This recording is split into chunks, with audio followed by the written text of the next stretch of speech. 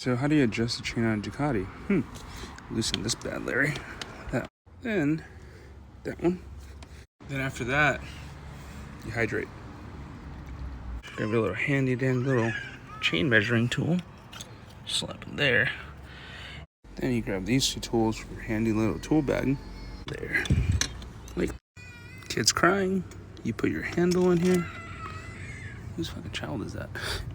And with the spanner, just remove your little tool. Boop. Tighten these bad layers back up. And tighten the tire. Line it back up. The marks. And you're done. You neatly put all your tools back in the bag. Thank you.